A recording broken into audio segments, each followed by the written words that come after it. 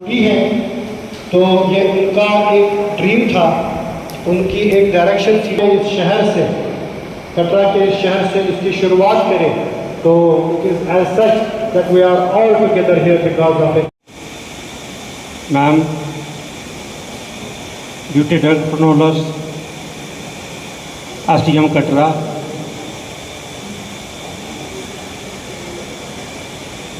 Food safety विभाग से आए हुए ऑफिसर्स, ड्रग कंट्रोलर ऑफिस की तरफ से ऑफिसर्स, प्रोमिनेंट कटरा के सिटीजन्स, भाइयों, मीडिया पर्सन्स, आशा वर्कर्स, स्टूडेंट्स, सबसे पहले मैं ड्रग कंट्रोलर और फूड सेफ्टी वालों को मुबारकबाद देता हूं कि इस प्रोग्राम की कटरा में निहायत ही ज़रूरत थी, जो मैं महसूस कर रहा था लास्ट कुछ सालों से, कि हमारा जो यूथ है वो नशे की तरफ, ड्रग्स की तरफ लगातार उलझता जा रहा है। तो जिसको कंट्रोल करने के लिए अभी तक हमारे पास कोई स्ट्रैटेजी नहीं है।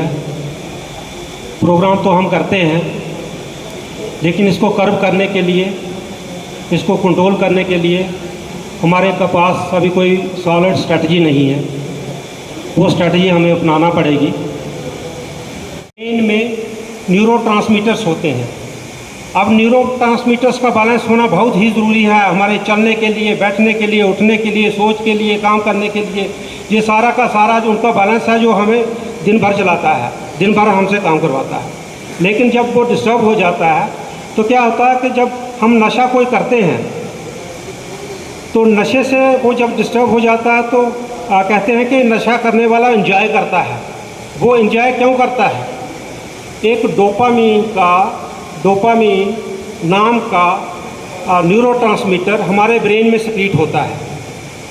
नॉर्मली वो सिक्रीट होता रहता है, हम काम करते हैं, वो हमें थोड़ा खुशी का अनुभव देता है, थोड़ा वेलबींग का अनुभव देता है। लेकिन जब हम नशा करते हैं तो उसकी सिक्रीशंस, वो नशा जो है वो बढ़ा देता है। जब वो बढ़ा देता है तो आदमी अगर ठीक नहीं भी है तो वो अपने आप को अनुभव करता है कि मैं ही सब कुछ हूँ। नशे में आके वो कहता है कि मैं सब कुछ हूँ, मेरे आगे और कुछ भी नहीं है। तो उसको कहते हैं false well being, false sense of well being, euphoria, सच्चाई से बड़ा दूर। तो ऐसे जब पहली बार नशा करता है, दूसरी बार नशा करता है, और जब वो तीसरी बार नशा करना शुरू हो जाता है तो उसको और डोज की ज़रूरत पड़ती है, क्योंकि अब हमारे ब्रेन के जो सेल हैं वो डोपामीन सिक्रीट करना बंद कर दे। लेकिन अब उसको और सिक्रीशन चाहिए, उसकी डोपामीन और चाहिए, तो वो और नशा करेगा। जब और करेगा तो धीरे धीरे जो वो एडिक्शन की तरफ चला जाएगा। बच्चे, स्टूडेंट्स, आशा वर्कर्स और यहाँ की सिविल सोसाइटी जो यहाँ आई है, मैं सबको आपका अभिनंदन करती हूँ। ये मेरे लिए एक बहुत ही बड़ी एक मोमेंट थी। मैंने कभी भी कटरा में या रियासी में कभी कोई फंक्शन नहीं किया, पर इस बार मैंने सोचा कि हम डी एडिक्शन का यहाँ पे एक प्रोग्राम रखें, क्योंकि हम 2-3 साल से ये देख रहे थे कि बड़ी कंप्लेंट्स आ रही थी इस जगह से कि यहाँ पे बहुत नशा चल रहा है और हमारे जो उनको ये दवाइयाँ नहीं मिल रही थी। तो हमने ये एक्शन लिया उनके अगेंस्ट और फिर से ये दवाइयाँ हमने यहाँ पे उपलब्ध कराई। बट उसके सिवाय हमें लगा कि हमें एक मैसेज क्लियर देना चाहिए यहाँ की सोसाइटी को और यहाँ के जो बच्चों को, कि जो यहाँ पे नशा या इतनी पावन जगह में जो हो रहा है, ये गलत एक मैसेज जा रहा है, सिर्फ JNK में नहीं, पूरे इंडिया में, क्योंकि यहाँ पे बहुत टूरिस्ट आते हैं और एक वो मैसेज लेके जाते हैं और वो बताते होंगे अपने वहाँ पे कि वहाँ ऐसा हो रहा है। तो मैं चाहती हूँ कि इन चीज़ों से हमें दूर रहना चाहिए, एक अच्छी सोसाइटी बनानी चाहिए और हमें यहाँ पे लोगों को एक तरह से इकट्ठे जुट करके, क्योंकि ये जो जगह है ये बहुत ही मैं कहूँगी कि पावन जगह हमारे लिए, जम्मू वालों के लिए तो एक तरह से ये एक मंदिर है, तो इस मंदिर को ख़राब नहीं होने देना चाहिए। हमें उसको रखना है। और हमारे जो यहाँ पे यूथ हैं, क्योंकि आज का यूथ है वो कल का हमारा फ्यूचर है इस सोसाइटी का, और अगर हम इस यूथ को ही ख़राब कर देंगे तो हमारी सारी सोसाइटी जो है, हमारे जो फ्यूचर है वो पूरा ख़राब हो जाएगा। तो इसीलिए हम आज के दिन international drug abuse and illicit drug trafficking के दिन हमने ये फंक्शन रखा कि आपको अवेयर कराएं कि जितनी भी हमारी गवर्नमेंट मशीनरी है वो हर वे से इस चीज़ को ख़त्म करने की मुहिम पे है। पर जब तक सिविल सोसाइटी और आप बच्चों का साथ नहीं होगा तो हम शायद ये कभी भी हम इसमें सक्सेस नहीं पा पाएंगे। कमिश्नर बबीता रखवाल जी, बर्दी state controller Lotika ji, drug control officers, my senior colleagues, ASHA workers and मेरे प्यारे बच्चों, मुझे आज सौभाग्य मिला आपके साथ इंटरेक्ट करने का और इस प्रोग्राम में शामिल होने का। 26 जून हर साल सेलिब्रेट होता है, international and national drug abuse and illicit trafficking. The main importance is कि इसको रोकना, इस मेनेस को रोकना, drug abuse among the children, क्योंकि बच्चे इसमें ज़्यादा शिकार हो रहे हैं। बच्चे 14 से 15 साल के इस मेनेस में आ जाते हैं। तो ये शुरू होता है गांजा, हेरोइन, जिनको कहते हैं गैलेक्सी ड्रग्स। उसके बाद ये जाते हैं कोकेन पे, जिसको चिट्टा बोला जाता है। और उसके बाद किसी को नहीं मिले तो मेडिसिन में चले जाते हैं, toddy mix with tramadol, morphine with alprazolam. National data के हिसाब से 9 में से 1 आदमी एडिक्ट है, चाहे वो ड्रग लेता है, चाहे वो अल्कोहल लेता है, चाहे वो टबैको लेता है। और हिंदुस्तान की पॉपुलेशन जो 1.2 ट्रिलियन है, उसमें 8 करोड़ लोग एडिक्ट्स हैं। तो आप समझ सकते हैं कि कितना फैला हुआ है ये।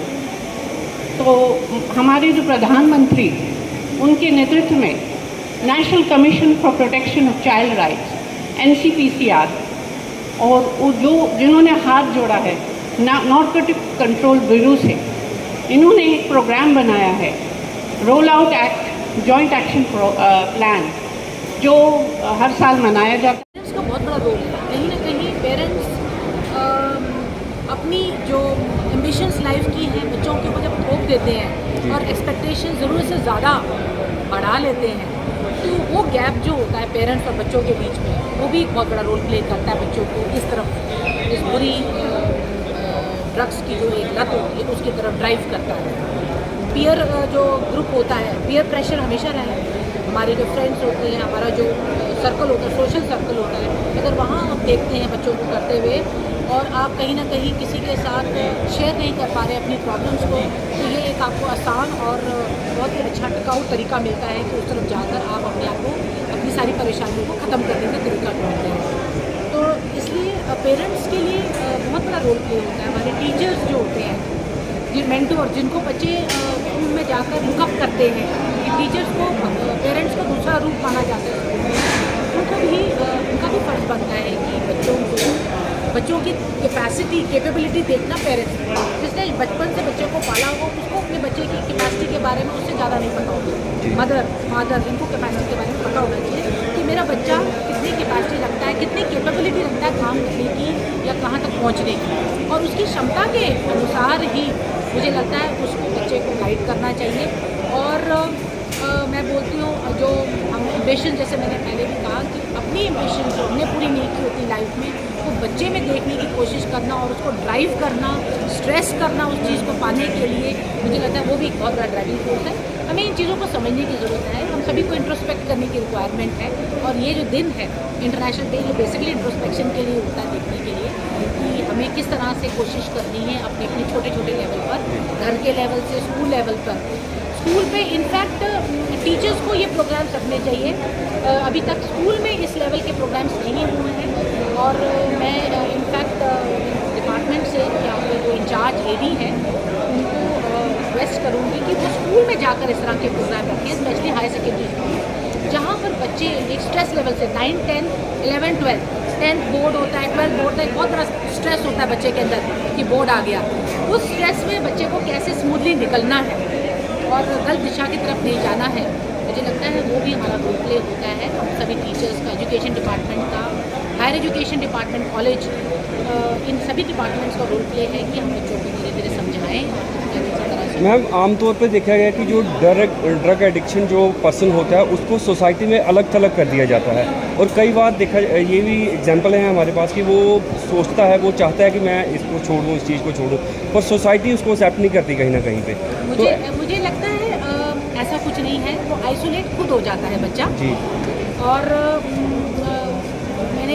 मैं फिर वही दोहरा रही हूँ कि उस बच्चे को वापस लाने का काम पेरेंट्स का ही होता है। उसको सोसाइटी तो बाद में आती है, पहले फैमिली तो उनको एक्सेप्ट करे उस बच्चे को कि ठीक है ये वापस आना चाहता है, और अगर फैमिली उसको एक्सेप्ट कर लेती है, उसको एक इकोसिस्टम दे देती है, एक इन्वायरमेंट दे देती है वापस आने के लिए, सुधरने के लिए, तो मुझे नहीं लगता सोसाइटी मैटर करती है।